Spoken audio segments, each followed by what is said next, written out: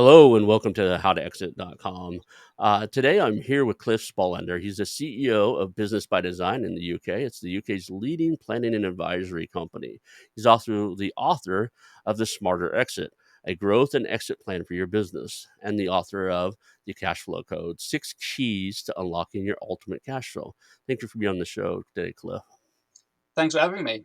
Let's just start with like kind of get to know you, man. I always joke around and say, "Hey, you were born. Now you ended up on my show." Like, can you fill out the gap in between? How did you get to be a business advisor?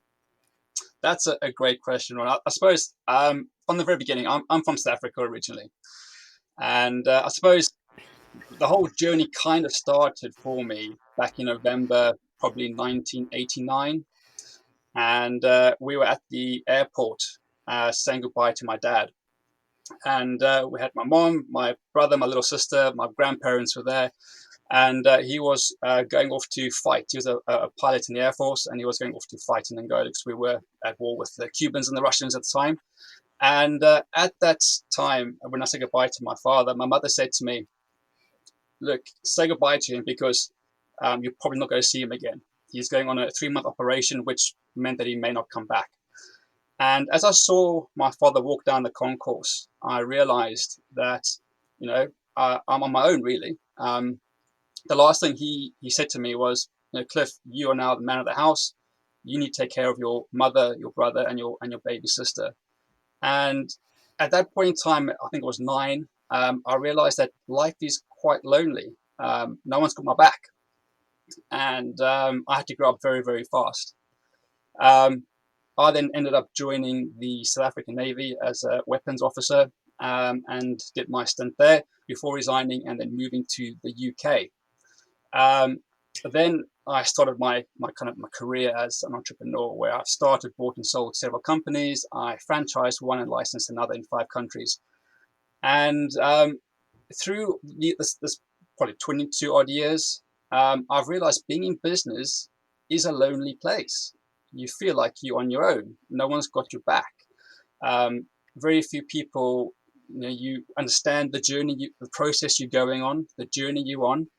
And so there are times, like I felt back in 1989, when you do feel all alone and by yourself. Um, and so began my kind of the journey of wanting to help owners with their journey, to make sure that they understand that they're not on their own, that there are people around who understand, who can support them and work through the process, the process and the position of going through business. And so that kind of led me to going for my own companies and then working with owners themselves in helping to strategically grow and then to hopefully at some point in the future exit successfully. When it comes to exit planning, a lot of people want to keep quiet about that because employees either can, Mhm. can be positive or it can be negative, and you just don't know which way it's going to turn. My real motivation is to make people aware that yes, exit planning is something that will happen to you, whether you want to or not. It's just a question of how to best prepare for that. And every company is different, every person is different, every situation is different. So you need to have a process that gives you structure, but is also flexible enough to deal with your personal circumstances. And so my real motivation is to help owners get to that point where they are exit ready. So should the unforeseen happen, and I hope it doesn't, but should it happen, they are best prepared to deal with it. Sometimes could even affect their mental or physical health. And I've seen owners sometimes even get divorced over it, where the wife is completely sick and tired of seeing this husband walking around doing nothing in the pajamas all day. And so they want a better life. And unfortunately, some owners even unfortunately take their own life on the worst case scenarios. And then it's the financial plan. It's how much money do you need to retire in order to live the lifestyle you want without the fear of running out of money. Do you know that what that number is? Because the owners I speak to don't know what that number is. They say they want to retire at 65 or 60, but I said, well, okay, it's fine. How much money do you have now? And how much money will you need at 60, 65? And they don't know. They have some ballpark figure. They Right. suck it. They don't quite know, but you need to understand exactly what that number is, because in that scenario, you have one or two situations. The first one is the owner works within the business and looks to sell or exit, and they think they have enough money, but when they do the like kind of financial assessment, they realize that they're short. The wealth gap hasn't been met, and so they have to either pare back their standard of living or actually not exit and continue to work until they can afford to exit. How do you know? If you're that guy that only knows how to make the widgets and know how to make the sell, how do you know somebody knows to keep the books right? I mean, what do you Well, look for? well, that's what I'm trying to fix. As when you're starting out in business, you don't know Hmm. what you don't know, Hmm. and you stick to what you're good at, which is making those widgets, which is fine. Hmm. And when you start showing spreadsheets and numbers, some people go blank. Other people love them, horses for courses.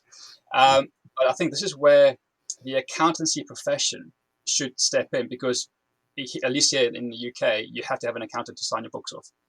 So accountants have access to those clients. It's Hmm. a question of, do those accountants actually want to step into the advisory space and actually offer high value to their clients?